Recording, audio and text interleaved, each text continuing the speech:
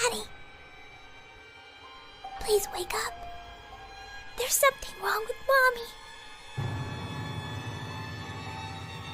Daddy, please wake up.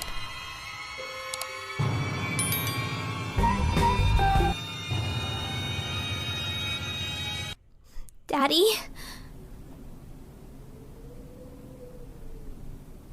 It was the 1-year anniversary since that night. I know it sounds rather extreme, but I didn't even feel comfortable parking too close to the house. My therapist told me that the best way to deal with the recurring nightmares was to face up to what scares me the most. So here I was, back at that house.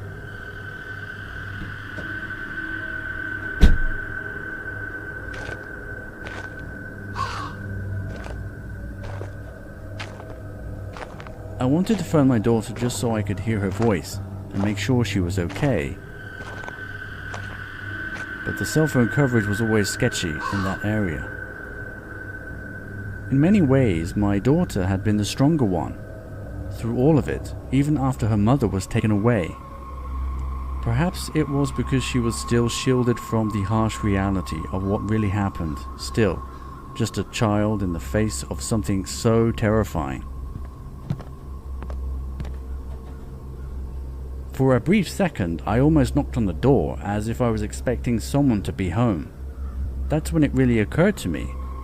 Home was no longer home anymore, just an empty shell of a house haunted by memories. Maybe coming back wasn't such a good idea, but as I stepped away, I heard the front door creak open slightly. Whether I cared to admit it or not, I couldn't deny that deep down I was waiting for a sign that I was doing the right thing, and maybe this was it, just a hint of encouragement that I needed to get my foot in the door. I could already sense the old musky smell of a vacant house as I gently pushed the door further open, revealing the staircase and the clutter of toys and unopened mail scattered across the floor. I proceeded upstairs where the nightmare began, still so fresh in my mind, a memory of being woken up in the middle of the night to the sound of my daughter's desperate voice. Daddy,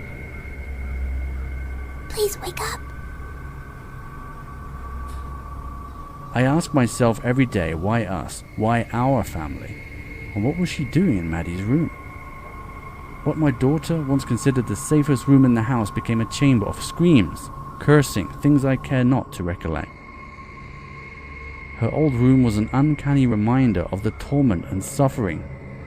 What was I doing here? What did I really hope to achieve by coming here? So many questions, yet very few answers.